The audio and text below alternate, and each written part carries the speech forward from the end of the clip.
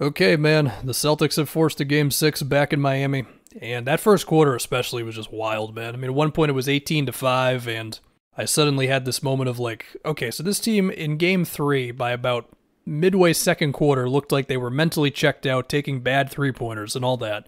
And Jimmy's mismatch hunting and Spoelstra's zone defense and the movement on offense, Duncan Robinson getting downhill, like, it looked like this thing was over, and now I'm like, okay, Game 6 in Miami. Gabe Vincent did not play in this one, and he definitely has mattered for the Heat in these playoffs and this series. That's an understatement. He's been crucial for the Heat in this series. But yeah, the biggest thing for me in this one was the Heat trying to score on the Celtics. And, I mean, I will get into a couple of plays, but just for some broad statements first, I thought, number one, the Celtics held up well on Jimmy isolations. You know, I mean, the one I remember the most was when he was trying to go at Derek White. And Derek White, he either blocked him at the rim or he had just a great contest off of a Jimmy spin where it doesn't go in. There were definitely others. That's the one I remembered the most, because the Derek White-Jimmy thing has been probably the most noticeable thing, where like Derek White, good defensively, and also Jimmy's just bigger and stronger than him and all that. It did feel like in this one they were also a little more willing to have Horford and Time Lord switch on to Jimmy. The one I remember the most there being when when Time Lord blocked that Jimmy three-pointer.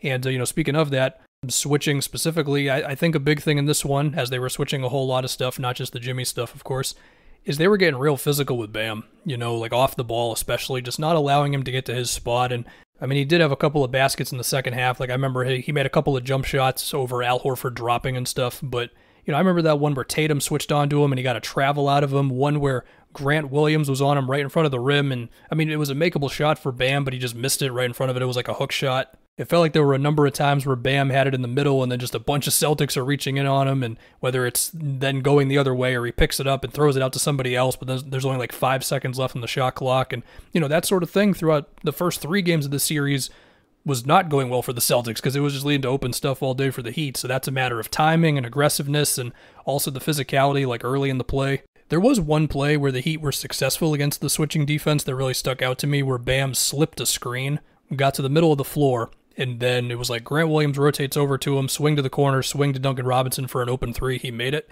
And I said to myself, if those aggressive rolls are going to be there from like Bam or somebody else slipping a screen, that's definitely one way the Heat could go at the switching.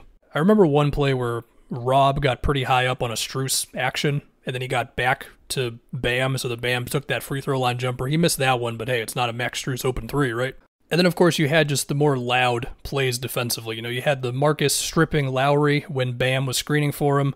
You had Jalen jumping the passing lane on what was, I think, just supposed to be a routine pass to Strus. Maybe it was an off-ball action. I don't remember exactly, but we're going the other way for 2 points because he stole that. One of the times where Al was not switching, it was Lowry coming around to screen, and he had a pull-up jumper because Al was in a drop, and Lowry just kind of freaked out in midair, and that was a turnover going the other way because he tried to make a bad pass. For what it's worth, it did feel like the Heat's offense was operating at the best when Duncan Robinson was in the game in this one.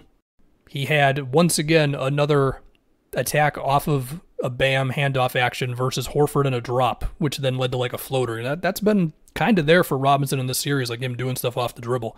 I mean, he had another one where I think it was just like a catch and go off of Marcus rotating pretty hard out to him, on top of course, just his general threat from outside.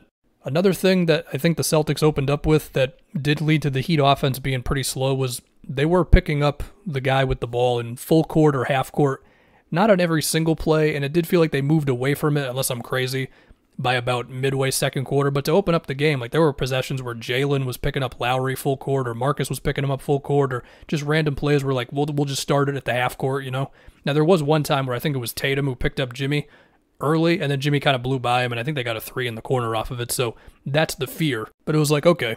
As for the other side, well, look, I do think the biggest story of this was the Celtics guarding the Heat, but, I mean, look, they once again tried to use the Cody Zeller hedge for their benefit, and I think both times Rob, like, he acted like he was going to screen for Tatum on one side, then last second he goes to the other side, so Cody Zeller's on the wrong side of the screen, one of which led to a Jason Tatum dunk. The other one I do not remember. It also felt like they were sending a lot of guys to the glass. I mean, they had 12 offensive rebounds for the game. It felt like more than that, and I think a lot of the time they were sending them from the corner. And as for the shooting, I mean, okay, there were definitely some threes that I think the Heat will live with. There was a Horford one in transition that ended up being a long two that was just a little reckless, but it went in, so okay. You had A couple of those Derek White ones that were tough, but also it did feel like there were enough just catch and drive opportunities for the Celtics where even if it's just a simple, like, keep the ball swinging around the perimeter to make the Heat zone at least have to react to you enough, and then it's Jalen or Tatum attacking off the catch or what have you, you know? But still, for me, the biggest stuff was the other side of the floor, and the scariest thing might be happening, guys. I might be believing in the Celtics for Game 6. Look, I would not be shocked if the way that this game started is the way that Miami starts the next game. And, you know, between if the Celtics are going to have to call a timeout when it's like 7-0 Heat or, you know, one of those classic on-the-road first quarters for teams, it would not surprise me at all. And, yeah, man, Game 6 in Miami, here we go.